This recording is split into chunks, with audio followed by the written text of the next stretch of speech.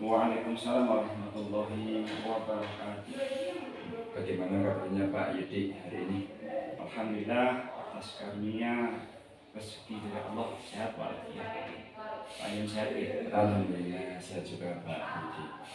Baik Pak Yudi, saya kesini dalam rangka wawancara untuk tugas saya Pak terkait dengan pengambilan keputusan berbasis nilai-nilai kebajikan universal Pak. Nanti ada beberapa pertanyaan yang membutuhkan jawaban dari Pak Yudi. Saya yang waktunya sekitar 10 menit Pak. Bisa mulai Pak ya? Baik. Pertanyaan pertama Pak, selama ini bagaimana Pak Yudi dapat mengidentifikasi kasus-kasus yang merupakan dilema ITK atau rujukan moral Pak?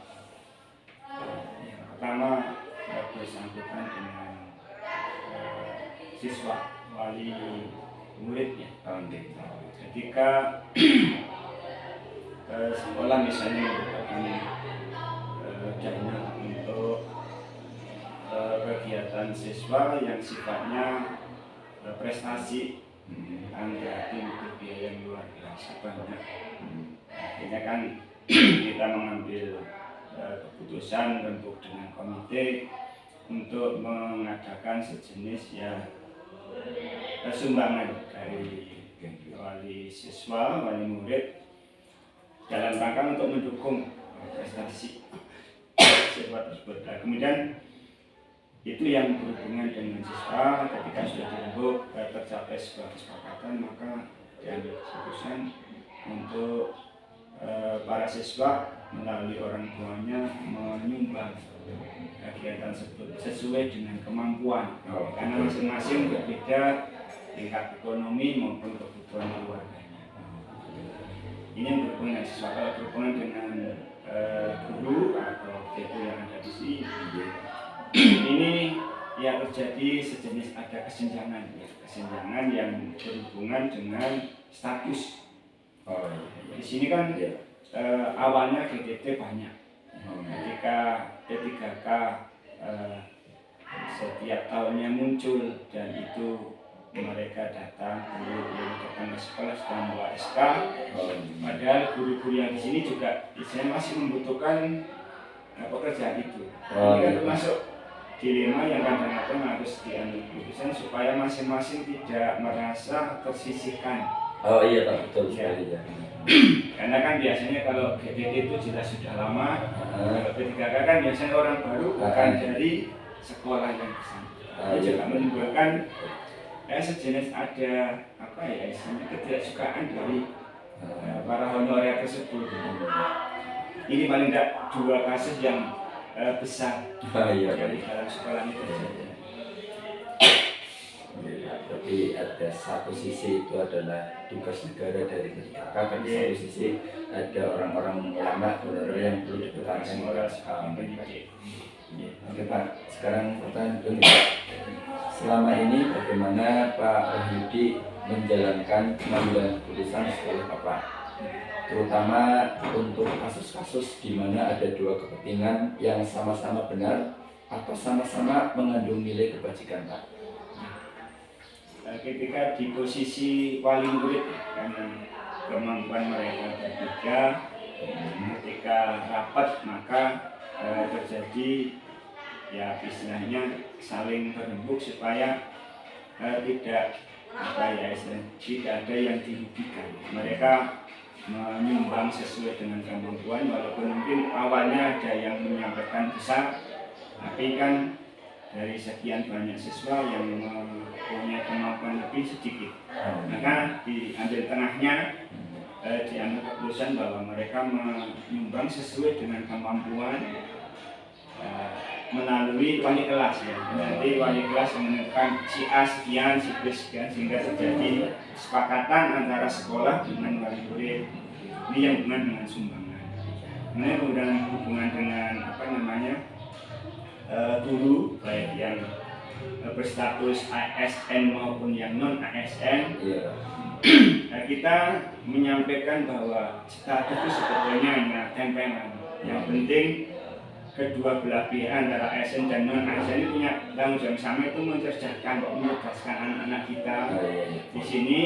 Walaupun mungkin secara finansial mereka berbeda, tapi secara tanggung jawab moral terhadap yang kuasa sama.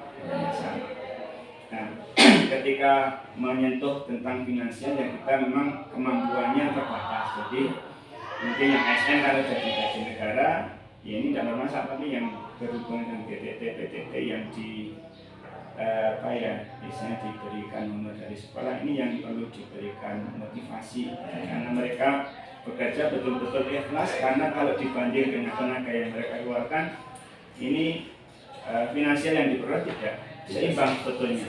Tapi ya dinenangi dengan cara paling tidak mereka ada ibadah di dalamnya.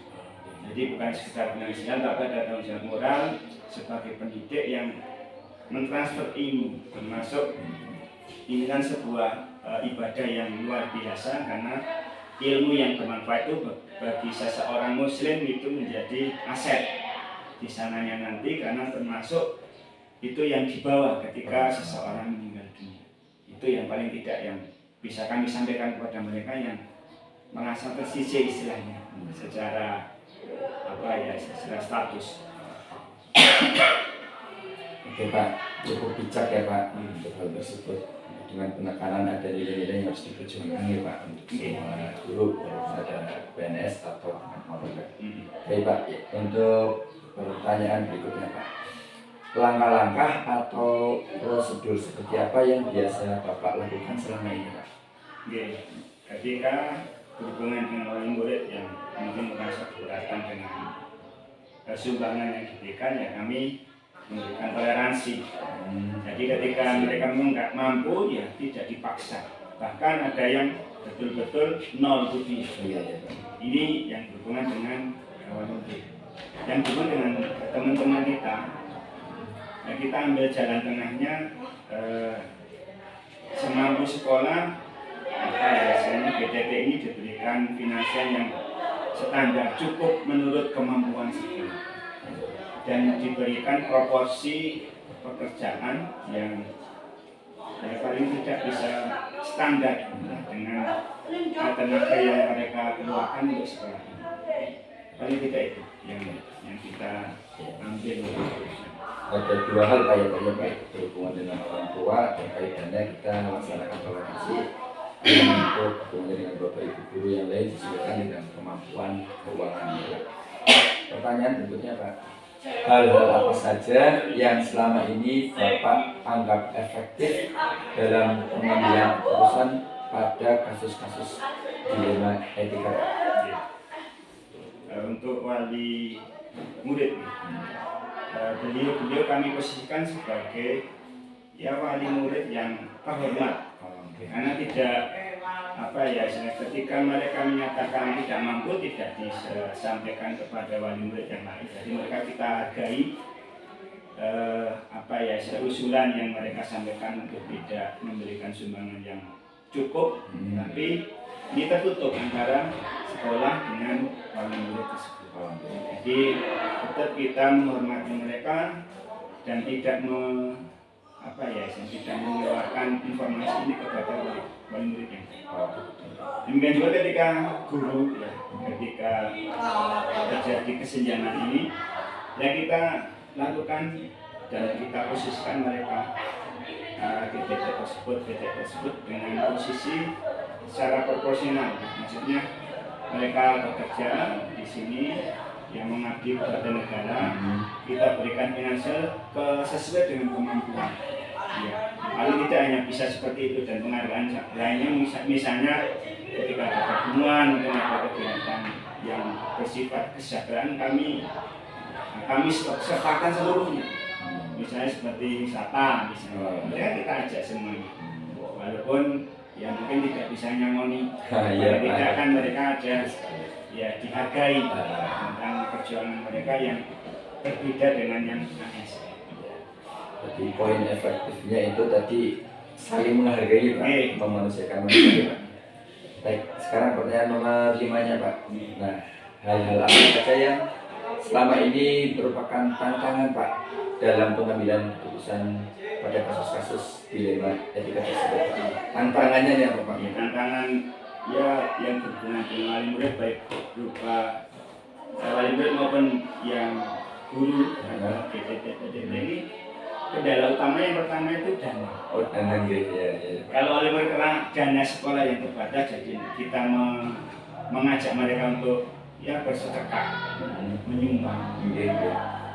Dengan GTT PTT ya kita hanya bisa menyampaikan bahwa ya ikhlas. Kita harus sadar bahwa kemampuan sekolah seperti ini kita bisa memberikan sesuatu ya semampu sekolah, sehingga kita menyampaikan kepada mereka ya memunculkan kesadaran diri baik dari wali murid maupun dari PTT bahwa kondisi sekolah memang seperti ini, pendanaan terutama, dan yang paling utama ya tadi menyadarkan kesadaran diri mereka yang harus kita bangun.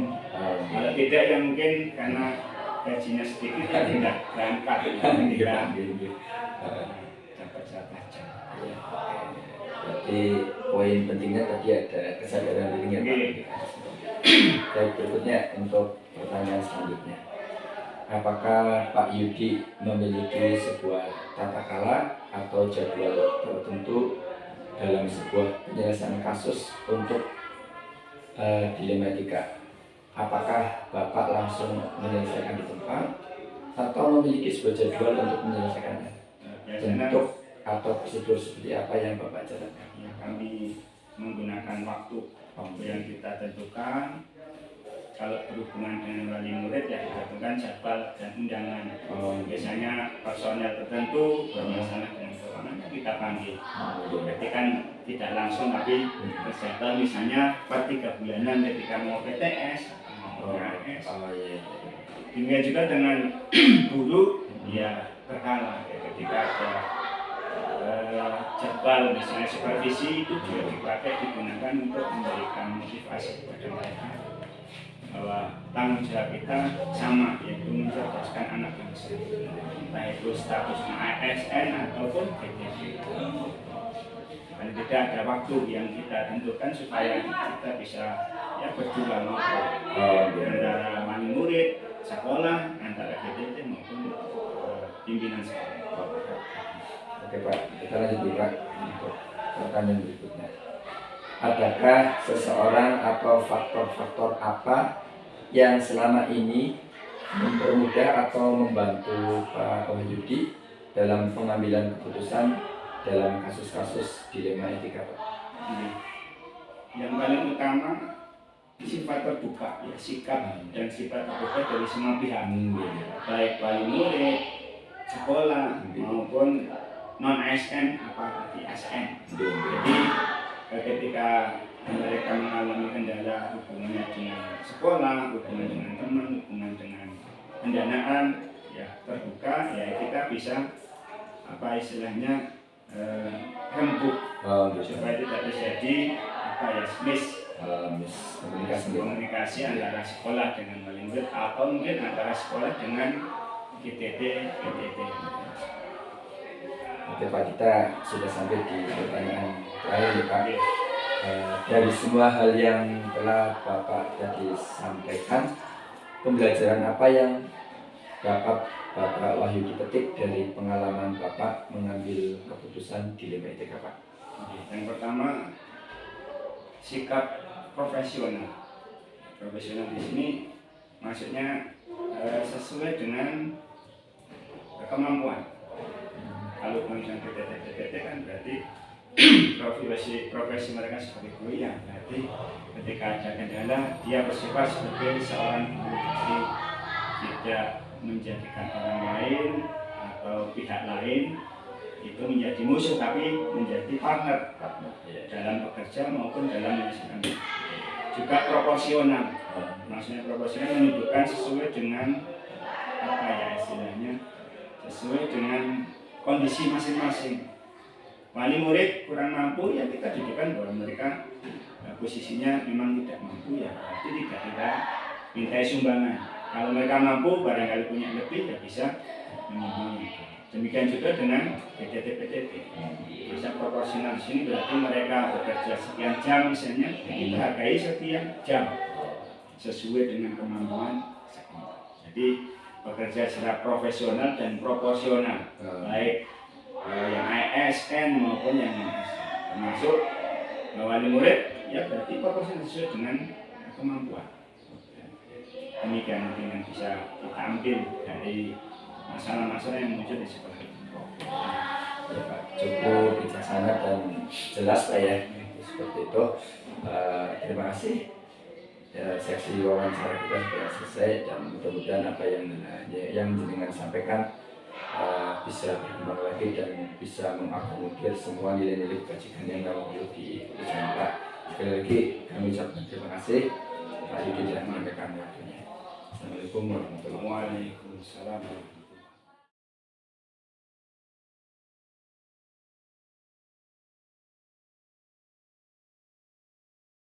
Assalamualaikum warahmatullahi wabarakatuh, Pak.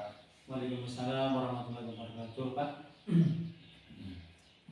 Ini ya Pak, mohon waktu sebentar, ini saya mau wawancara dengan terkait dengan tugas saya untuk modul 3.1 yaitu pengambilan keputusan berdasarkan nilai-nilai kebajikan universal ya Pak. Ada beberapa pertanyaan yang akan saya ajukan. Siap nih Pak? Oke, untuk pertanyaan pertama nih Pak. Ya. Selama ini bagaimana Pak Zamzami dapat mengidentifikasi kasus-kasus yang merupakan dilema etika atau bujukan moral? Selama kami ya menjabat sebagai kepala sekolah memang selalu aja ya ada masalah-masalah yang perlu membuatkan keputusan.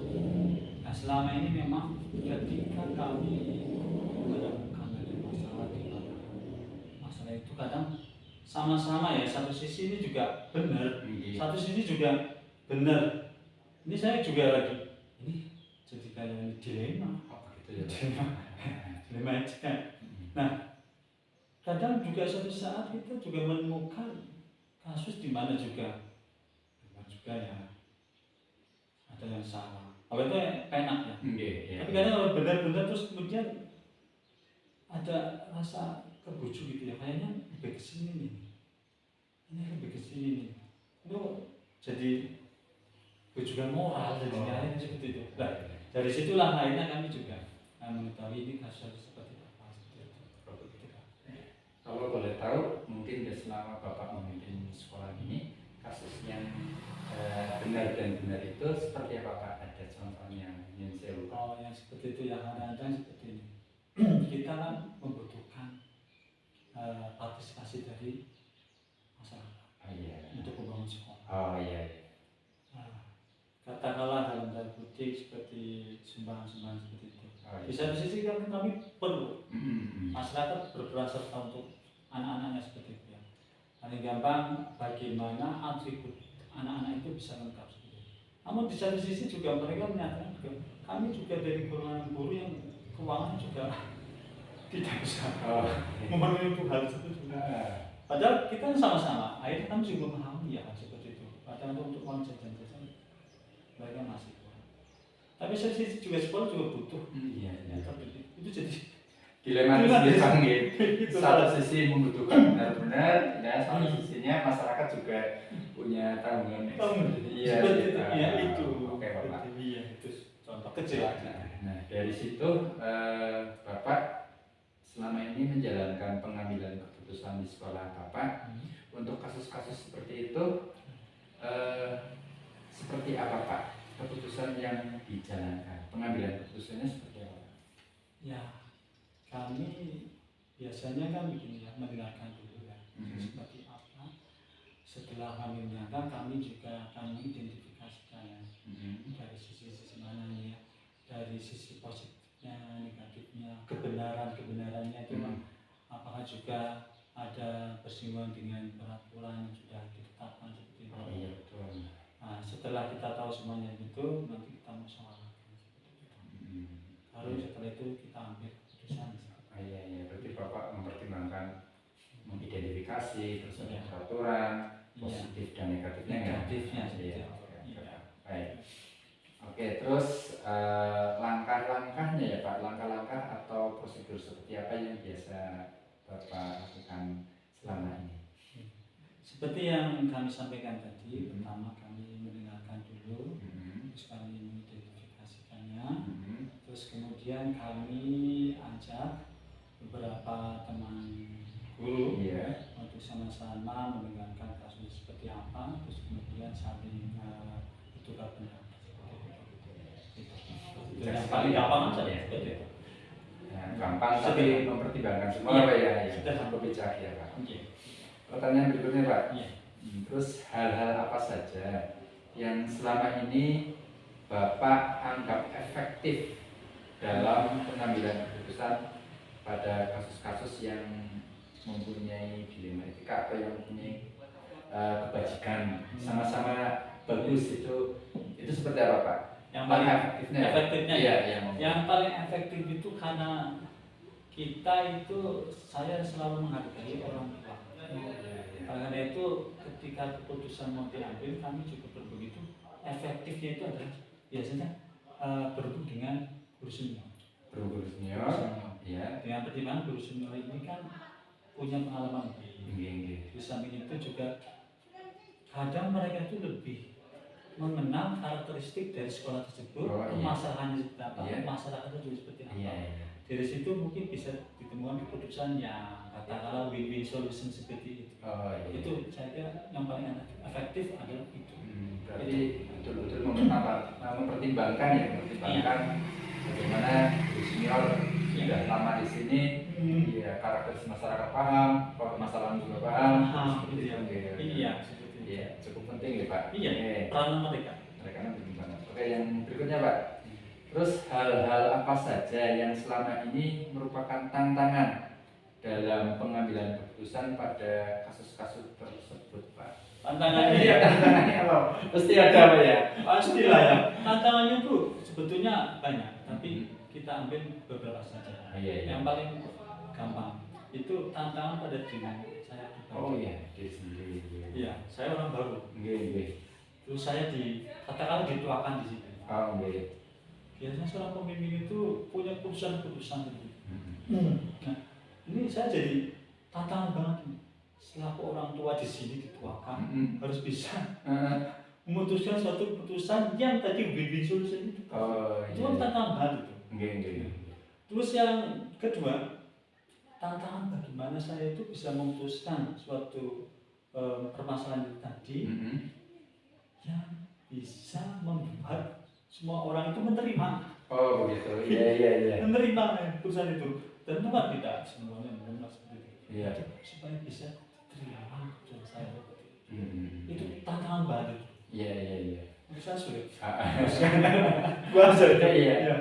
Diri sendiri dan bagaimana nanti keputusan itu diterima oleh semua pihak Pak. Itu sangat menantang begini dengan. Oke. Bisa saya rasakan Pak ya. Baik, untuk berikutnya ini Pak, apakah Bapak memiliki sebuah tata cara atau jadwal tertentu dalam sebuah penyelesaian kasus dilematika?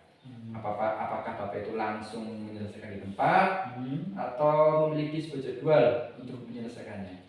Atau bentuk prosedur seperti apa yang Bapak jalankan? Jadi ada masalah gitu ya, kasus seperti itu ya katakanlah. Terus saya punya tata kelola waktu itu tadi gitu ya. Jadwal atau enggak atau langsung gitu Pak? Saya lebih banyak tidak punya tata kelola waktu itu. Tidak punya ya. Tapi itu juga tergantung juga. Kadang saya juga menemukan tergantung pada jika memang masalah tersebut bisa diselesaikan pada saat itu, ya mengapa tidak? Diputuskan saat itu juga.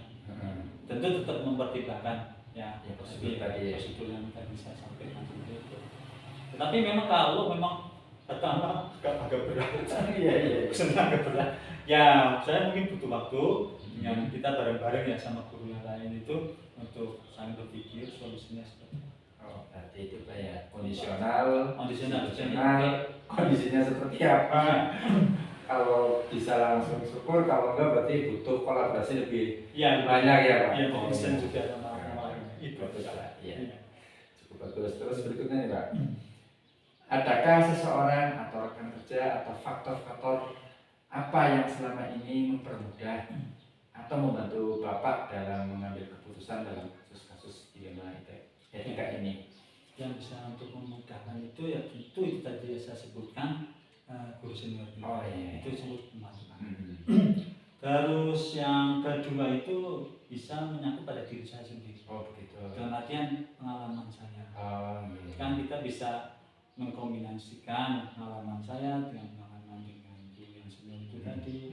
Mungkin juga saya juga pernah mengalami kasus yang sama Iya, dan iya. mungkin ketika kasus yang dulu itu kok ngepas. Iya. Oh kenapa tidak bisa diterapkan di sini? Kalau Iya. nggak bisa, ya terapkan. Oh begitu. Itu ya. benar. Oh iya berarti iya ada pengalaman Bapak Pengalaman, yang ya. cukup membantu Membantu juga. mengambil keputusan. Memang kayaknya kurang lebih permasalahan-permasalahan di sekolah itu hampir sama di semua sekolah yang ambil ya. Ambil sama. Oh iya berarti benar-benar mengambil pelajaran dari Iya, yang mengambil pelajaran. selalu ya Pak ya. Iya. Oke.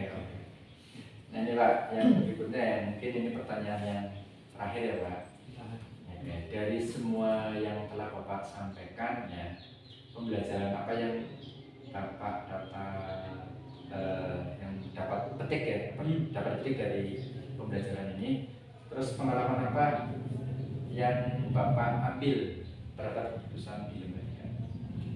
Pengalaman hikmahnya ya. Iya, hikmah bisa seperti itu.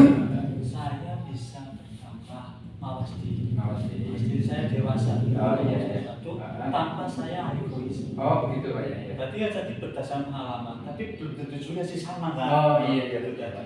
Jadi saya bisa sudah dewasa tapi tidak egois juga. Hmm.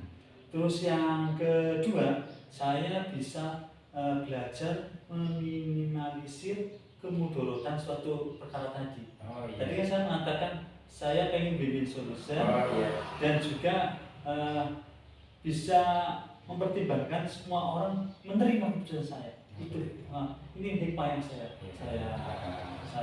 alami ya. Dan yang terakhir itu bagaimana saya belajar berkolaborasi dengan guru terutama guru senior tanpa melupakan guru-guru yang Iya, ya. Berarti tiga hal itu tadi ya pembelajaran yang bisa dipetik ya Pak ya. iya. Yang pertama yang Dewasa itu dewasa, tadi tanpa egois kan. ya. Kemudian saya bisa membuat keputusan tidak Mudorot. iya mudorot. Mudorot, ya. Iya seperti itu. Dan yang terakhir tadi berkolaborasi. Oke, terima kasih Pak, cukup bijaksana dan cukup matang ya dari Bapak untuk mengambil keputusan yang berbasis ini berdasarkan misal ketika ada dua hal yang benar itu Bapak ternyata cukup bijak dan cukup proporsional dalam mengambil keputusan. Baik Pak, ya, terima kasih atas wawancaranya, banyak hal yang saya dapatkan dari Bapak. Lain kali kita bisa wawancara lagi Pak. Oh, kapanpun ya kami bersedia. Terima kasih. Assalamualaikum warahmatullahi wabarakatuh. Waalaikumsalam warahmatullahi wabarakatuh. Apa nun?